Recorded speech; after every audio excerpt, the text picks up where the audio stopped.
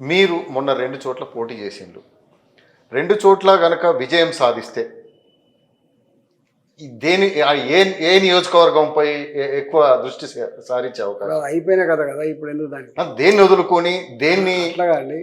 Already పోటీ చేస్తే మీ result రాకపోయా ఇప్పుడు మళ్ళీ ఈ ప్రశ్న మీరేసి నేను సమాధానం చెప్తే అది బాగుండదు. అంటే అంటే జనరల్గా మీరు విజయం సాధిస్తే ఇక ఇప్పుడు అయిపోయిన వాటికి ప్రశ్నలు అంత ఇంపార్టెన్స్ ఉండదు. అంటే చాలా మంది అనుకుంటున్నారు, ఒకవేళ రెండిట్లో విజయం సాధిస్తే హుజురాబాద్ను వదులుకుంటాడా గజ్వేల్ని వదులుకుంటాడా అనే సందిగ్ధం కూడా అప్పుడు నెలకొని ఉండే. ఇప్పుడు కట్టడానికి ఎందుకు సమాధానం? అది అయిపోయే కథ. ఇప్పుడే కథ గురించి మాట్లాడు అన్న. ఇప్పుడు నేను నాకు అంటే ఒక సందర్భం వచ్చింది కాబట్టి మీరు బీఆర్ఎస్ నుంచి అంటే టీఆర్ఎస్ నుంచి బయటికి వచ్చిన సందర్భంలో, నేను బయటికి రాలే, వాళ్ళు నెట్టేసిన నేపథ్యంలో, ఎస్ పంపించిన నేపథ్యంలో మీరు ఫస్ట్ కాంగ్రెస్ ఆప్షన్ను ఎంచుకున్నారు ఫస్ట్. ఆ తర్వాత పరిణామ క్రమంలో బీజేపీలో చేరడం జరిగింది. ప్రజెంట్ కాంగ్రెస్ మళ్ళీ మీ ఆప్షన్ ఎంచుకున్నది. దీన్ని ఎట్లా చూడవచ్చు? యాక్చువల్గా మీరు అన్నట్టు కాదు, నా ఫస్ట్ ఆప్షన్ బయటికి వెళ్ళగొట్టిన తర్వాత కొత్తగా పార్టీ పెట్టడం. ఓకే, నేను చాలామంది మా వెల్విషర్స్తో మీలాంటి వాళ్ళతో మాట్లాడినాము, పెడదామని అనుకున్నా కానీ కొన్ని కారణాల వల్ల మేము పెట్టలేకపోయినాము.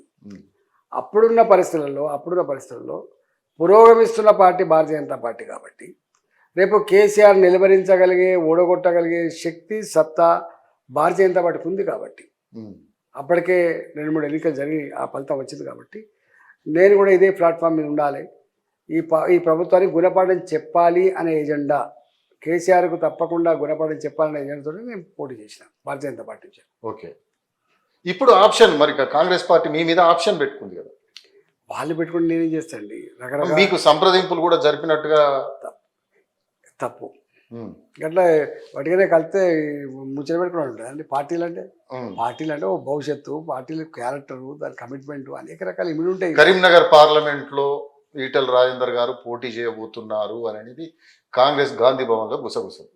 వాళ్ళ గుసగుసలు నేనే ఆన్సర్ చెప్పాలి, నాది కాదు కదా, నా గుసగుస కాదు కదా, వాళ్ళ గుసగుస. ఇప్పుడు టీఆర్ఎస్ వాళ్ళు వాళ్ళకి తక్షణం రాజేంద్ర మంచిగా అనుకుంటారు కావచ్చు, కాంగ్రెస్ వాళ్ళు వాళ్ళకు వస్తే మంచిగా కావచ్చు అనుకుంటారు కావచ్చు, ఇక్కడ ఏమైనా ఇబ్బంది ఉన్నదేమో వస్తేనేమో అని ఆశ్చర్యం. రకరకాల రాజకీయాలు ఉన్నప్పుడు రాజకీయ నాయకులు 24/7 మాట్లాడుతూనే ఉంటారు, ఇంటరాక్ట్ అవుతూనే ఉంటారు. వాళ్ళ బిజినెసే మనుషులతో కలిసే బిజినెస్ కదా, ఏదో కార్మికుల లెక్క రైస్ మిల్ పోయి పనిచేసేది కాదు, లేకపోతే ఓ కన్స్ట్రక్షన్ రంగాల్లో పోయి పనిచేసేది కాదు.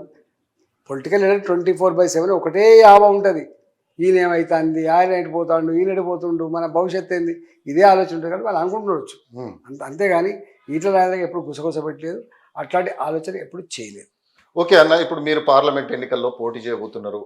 పార్లమెంట్ ఎన్నికల్లో విజయం సాధిస్తే హుజురాబాద్ను వదిలేస్తారా, లేకపోతే ఈటల జమున గారికి అప్పగిస్తారా? గట్లా ఇప్పుడే నాకు టికెట్ వచ్చిన తర్వాత గెలిచిన తర్వాత అప్పుడు మాట్లాడతాను. అంటే ఒకవేళ ఇప్పుడు ఊహాత్మకమైన ప్రశ్నలకు ఆన్సర్ చెప్పాలి. నేను ఈ పిల్ల పుట్టకముందే కుల్లగొట్టినట్టు మంచిది కాదని నేను అడుగుతున్నా. నాకు ఇవ్వాలి, వాళ్ళు ఇచ్చిన తర్వాత గెలవాలి. నేను గెలిచిన తర్వాత కదా మీరు కోరిన సీట్ అయితే ఖచ్చితంగా అధిష్టానం ఇస్తుందని చెప్పేసి అందరు భావిస్తున్నారు. మీరంటే ఒక ప్రత్యేక గురి ఉంది కాబట్టి మల్కాజ్గిరిలో ఇచ్చిందనుకో, విజయం సాధించిందనుకో, హుజురాబాద్ పరిస్థితి అప్పుడు గెలిచినాక మాట్లాడదాం. మళ్ళీ ఇంటర్వ్యూకి వచ్చి మనం మాట్లాడదాం.